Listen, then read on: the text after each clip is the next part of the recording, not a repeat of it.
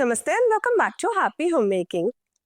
एक ऑर्गेनाइज्ड घर का सबसे बड़ा सीक्रेट होता है टाइमली डिक्लटरिंग। चाहे आप कितनी भी कोशिश कर ले, धीरे धीरे घर में चीजें अकोमुलेट हो ही जाती है, स्पेशली उन कैबिनेट्स और रैक्स में जहां हम अक्सर चीजों को सिंपली डंप कर देते हैं।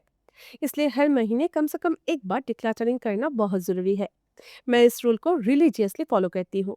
डेली छोटा मोटा डिक्लटरिंग तो मैं करती रहती हूँ, लेकिन उसके साथ साथ हर महीने एक होल वीक के लिए मैं घर की उन जगह को टारगेट करती हूँ जो मेरे घर का डंपिंग जोन है। आज इस वीडियो में मैं अपने लास्ट वीक का डिक्लटरिंग जर्नी आप सबके साथ शेयर करने वाली हूँ। वीडियो पसंद आए तो इसे लाइक करना, चैनल पर अगर नए हैं तो सब्सक्राइब करना बिल्कुल ना भूलिए। तो चलिए शुरू करते हैं आज का वीडियो।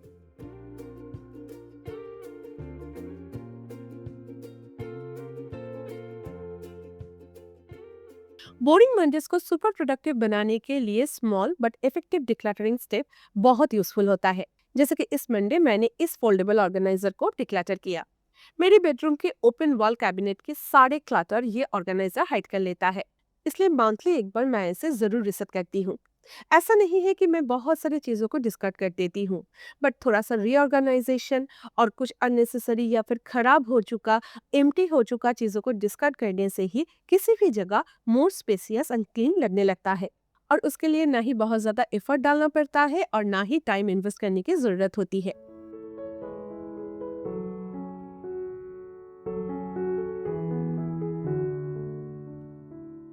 सिमिलरली ड्रॉर्स में भी बहुत ज्यादा क्लटर्स एक्यूमुलेट हो जाते हैं।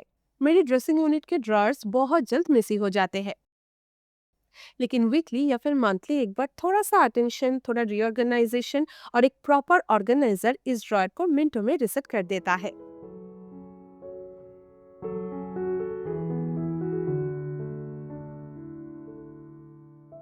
सेम बात इस जंक ड्रॉयर के लिए भी एप्लीकेबल है। छोटी छोटी चीजें जिसे हम इमीडिएटली अपनी जगह पर नहीं रख पाते, उसे अगर इस तरह का एक बास्केट या फिर ड्रॉयर में डंप करेंगे तो वो कभी भी गुम नहीं होगा।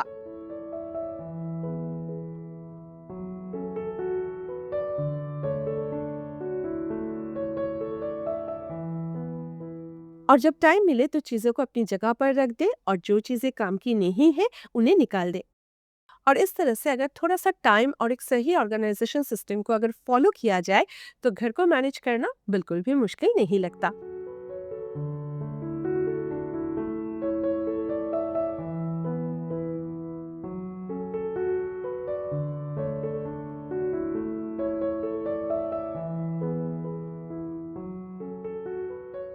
मेरे घर का और एक मेजर डंपिंग जोन है बालकनी में रखा हुआ ये ओल्ड वुडन कैबिनेट, जिसे मैं इस ट्यूसडे को रिसेट किया था। इसमें मैं mainly gardening tools, home repairing kit, foot mats, reusable glass bottles जैसे एसेंशियल क्लटर स्टोर करती हूँ। अगर रेगुलरली डिस्कार्ड ना किया जाए तो एक एक करते करते इतने सारी चीजें जमा हो जाते हैं और हमें पता भी नहीं चलता। मैं तो देखकर चौंक गई कि इतने सारे ग्लास बॉटल्स इकट्ठा हो गया था। ग्लास बॉटल्स रीयूज करना बहुत अच्छी हैबिट होती है, लेकिन उसका मतलब ये नहीं है कि हम उसे सिर्फ जमा ही करते जाए। इससे भी क्लटर क्रिएट होता है। इसलिए इसमें से मैं थोड़ा बहुत ही रखा और बाकी सारे डिस्कट कर दिया। और धीरे धीरे सारे जरूरी चीजों को और एक बार रीऑर्गेनाइज कर लिया और बाकियों को डिस्कट कर दिया। और इस तरह से एक लॉन्ग पेंडिंग जॉब मैंने कंप्लीट कर लिया था। हर एक जगह पर ऑर्गेनाइजर यूज करने की कोशिश करें। लाइक आइटम्स को अगर एक बास्केट में रखेंगे तो ऑटोमेटिकली किसी भी जगह क्लीन और स्पेसियस दिखने लगेंगे।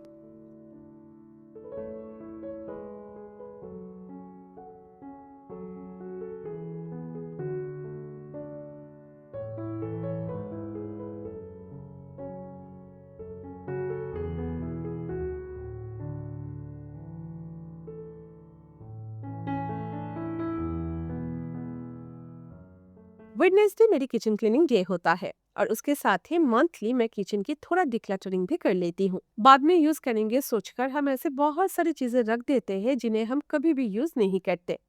कुछ चीजें खराब हो जाते हैं जिसे रिपेयर करना हम भूल जाते हैं। कुछ चीजें अनरिपेयरेबल होते हैं जिन्हें बाद में फेंकेंगे सोचकर हम रख देते हैं। और इस तरह से ही थोड़ा थोड़ा करके अननेसेसरी चीजें हमारी छोटी सी किचन की वैल्यूएबल स्पेस को ऑक्यूपाई कर लेते हैं और हम स्पेस को लेकर स्ट्रगल करते रहते हैं। इसलिए उस तरह की चीजों को डिस्कार्ड करना ही बेटर होता है। किचन क्लीनिंग कभी कभी इतनी हेक्टिक लगती है कि स्टार्ट करने का मन ही नहीं करता। इसलिए मैं मंथली एक बार किचन को जरूर स्कैन करती हूँ ताकि किचन में क्लटर बिल्डअप होने से पहले ही सब कुछ कंट्रोल में आ जाए।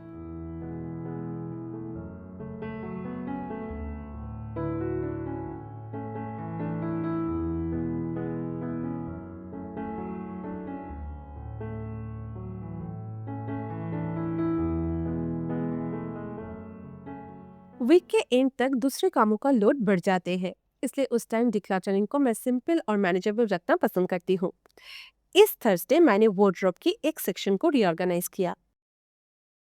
मैं कुछ दिनों से नोटिस कर रही थी कि मेरी बॉटम वेयर्स को थोड़ा अटेंशन की ज़रूरत है। कुछ खराब हो चुका था, कुछ की अल्टरेशन की ज़रूरत थी, इसलिए मैं आज उसे ही सही करने की कोशिश किया।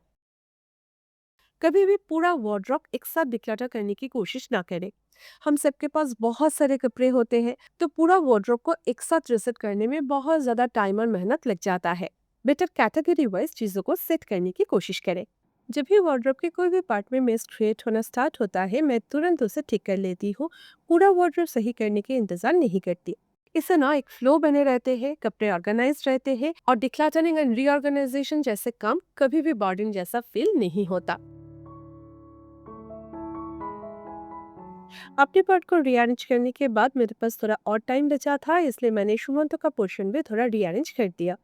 उसने कुछ कपड़े निकालने के लिए अलग करके रखे थे, तो वो सारे निकाल दिया और बाकी टी शर्ट के ऑर्गेनाइजर मुझे थोड़ा मेसी लग रहा था, तो उसे भी फिर से रीअरेंज कर दिया और टी शर्ट को थोड़ा रोटेट भी कर दिया।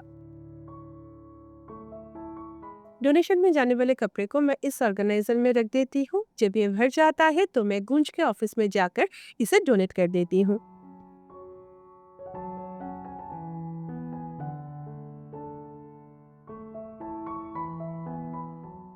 फ्राइडे और सैटरडे मैं अपनी वीडियो एडिटिंग को लेकर बहुत ज़्यादा बिजी हो जाती हूँ, इसलिए उस टाइम मैं घर की छोटी छोटी चीज़ों पर ध्यान देती हूँ। जैसे कि इस फ्राइडे मैंने पेपर क्लटर को टैकल किया। वैसे तो बिल्स एंड पेपर्स वगैरह को डंप करने के लिए मेरे घर में डेडिकेटेड स्पेस है और मंथली एक बार मैं ये सारे पेपर्स को चेक कर लेती हूँ। सारे अननेसेसरी बिल्स एंड पेपर्स को सॉर्ट करके अलग कर दिया।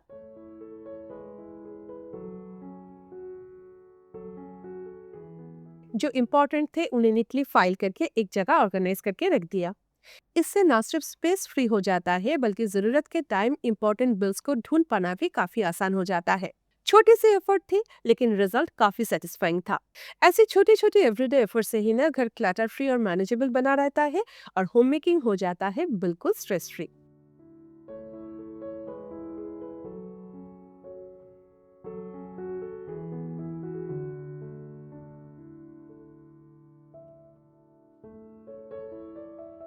मेरे लिए सैटरडे वीक का सबसे बिजी डे होता है, इसलिए उस दिन मेरा काम है सिर्फ फ्रिज और पेंट्री को थॉरोली चेक करना। बहुत बार ऐसा होता है कि थोड़ा थोड़ा स्नैक्स बच जाता है, खराब हो जाता है, लेकिन कंटेनर्स ऑक्युपाइड रहते हैं और जब हमें कंटेनर्स की जरूरत पड़ती है तो क्लीन कंटेनर्स मिलती नहीं है। इसलिए मैं वीकली या फिर मंथली एक बार पेंट्री को जरूर चेक करती हूँ और स्पॉइल फूड आइटम्स को हटाकर कंटेनर्स को क्लीन करके रख देती हूँ, ताकि जब भी जरूरत पड़े तो क्लीन कंटेनर्स के लिए परेशान ना होना पड़े।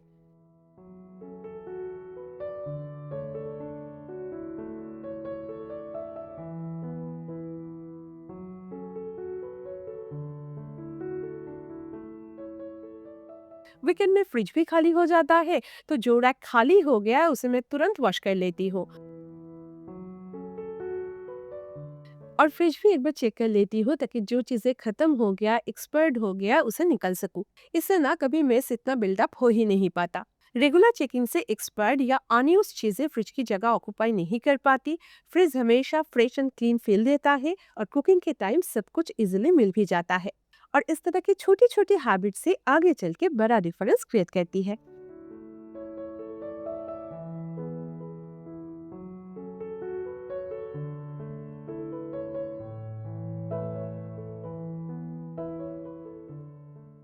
तो आज के लिए बस इतना ही। वीडियो पसंद आए तो इसे लाइक करना और चैनल पर अगर नए हैं तो सब्सक्राइब करना बिल्कुल ना भूले। मैं अमृत आपसे फिर मिलूंगा एक नए वीडियो के साथ next Sunday. Until then take care, lots of love from happy home making. Bye bye.